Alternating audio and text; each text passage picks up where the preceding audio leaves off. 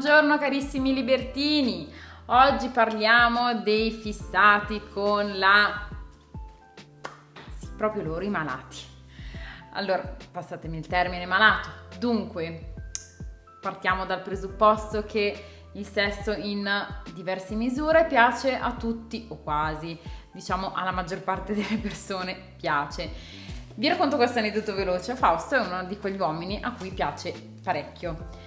Però non è fissato, non è per forza sempre, subito, ovunque.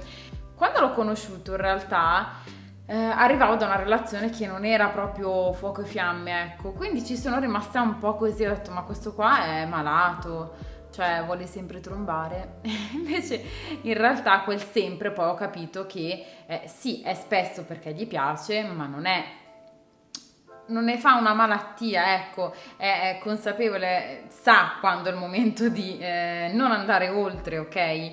Ma anche solo semplicemente ne parliamo, ne scherziamo, ridiamo, eccetera, ma non è che sempre si possono fare battute a sfondo sessuale, perché diventi inopportuno, pesante e anche un po' coglione.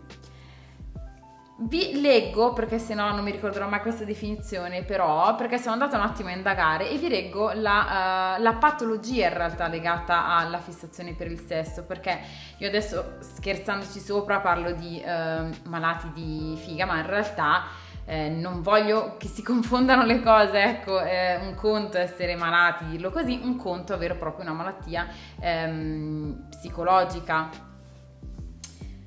Prima di leggerlo però mi presento, perché non tutti mi conoscete, ovviamente io sono Mia, fondatrice di Libertine Queen, un'associazione che si occupa di organizzare eventi per scambisti e diffondere informazioni sullo scambismo.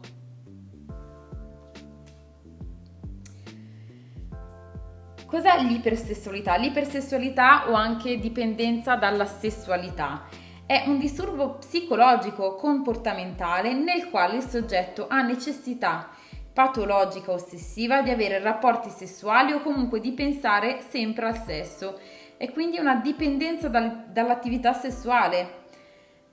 Rientra proprio nelle patologie, capite? E noi non vogliamo parlare di questo, spero. Ora io non sono una psicologa, perché voglio fare questo video, vi spiego perché essendo e lavorando in un ambiente così in cui il sesso è la fa da padrona, ecco, mi è capitato spessissimo di incontrare uomini un po' troppo fissati, ok? Da lì a dire hanno una patologia ovviamente non mi permetterei mai, ma andiamo oltre. L'identikit dell'uomo così è piuttosto standard, sono uomini, e ne abbiamo incontrati tanti, che davvero per loro non conta chi, ma quante, e non si fermano finché non sono stremati, finché non sono gli ultimi ad andarsene via, oppure finché la fidanzata, la compagna lo trascina via. Cioè sono quelle persone che per forza ancora e quella e quell'altra, senza badare veramente con chi stanno avendo rapporti sessuali. E questo è comunque opinabile, ma rientra comunque nei fatti loro, se proprio vogliamo stare a dirla tutta. Quello che è fastidioso è che queste persone poi, quando sono in mezzo alle persone, magari si stanno rapportando, stiamo bevendo, mangiando, chiacchierando, non sanno contestualizzare, non sanno capire quando è il momento di fermarsi. Quindi magari ce la stiamo chiacchierando e in tutta tranquillità tra adulti, e questi qui che ne so fanno la battuta, mettono le mani sul seno alla ragazza che hanno a fianco, così fanno la battuta sessuale. E io li trovo veramente penosi, perché hai tutto il tempo per fare queste robe, hai tutta la serata dopo, hai avuto, che ne so, la serata prima, adesso stiamo parlando, cioè veramente non riesci a staccare il cervello e a capire che non è il momento adesso di dire queste cose, di fare queste robe.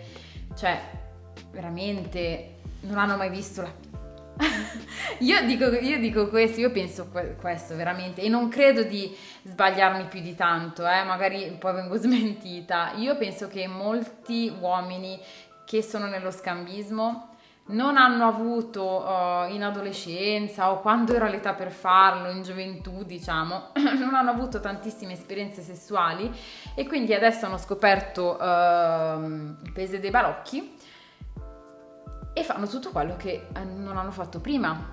Cioè non riescono più ad avere un controllo, non so, questa è la mia teoria, magari è una cavolata, ma non so, ditemi voi, datemi il vostro parere.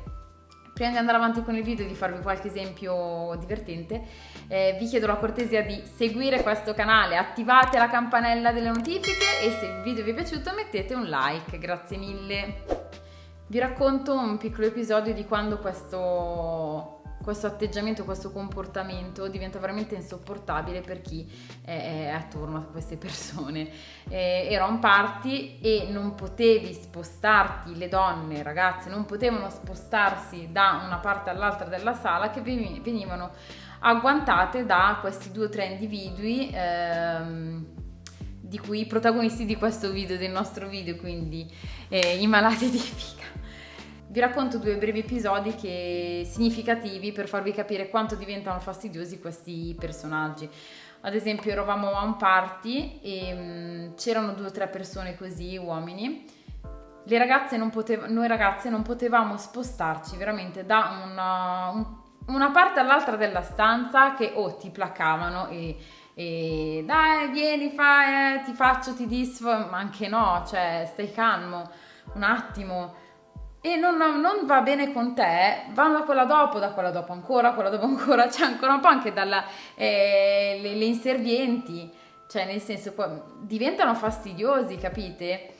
E invece un'altra volta, devo dire parecchi anni fa, questo però me lo ricordo, una coppia, eravamo a cena con più coppie, era poi un party privato, però era partito proprio come una cena, tutti seduti a tavola, quasi nessuno cioè pochi si conoscevano tra di loro, quindi era proprio piena fase conoscitiva, no? E chiaramente a un party scambista gli argomenti di discussione sono per lo più questi: come avete iniziato, da quanto frequentate, che posti frequentate, però essendo adulti siamo anche in grado anche durante queste serate chiaramente di parlare anche d'altro, di volgere l'attenzione a cose che non c'entrano nulla con il sesso e la sessualità.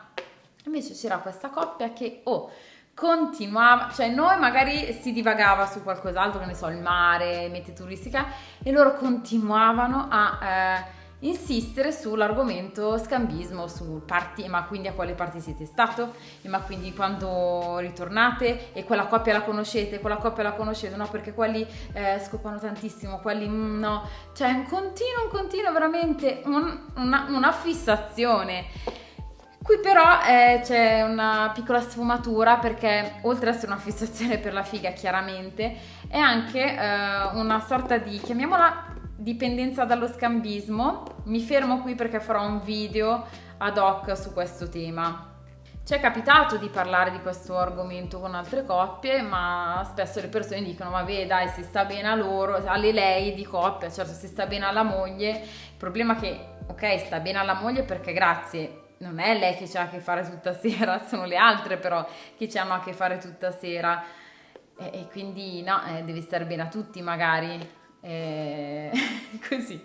Vabbè ragazzi, spero che vi sia piaciuto il video, che vi abbia divertito un pochino, ditemi cosa ne pensate dei morti di figa.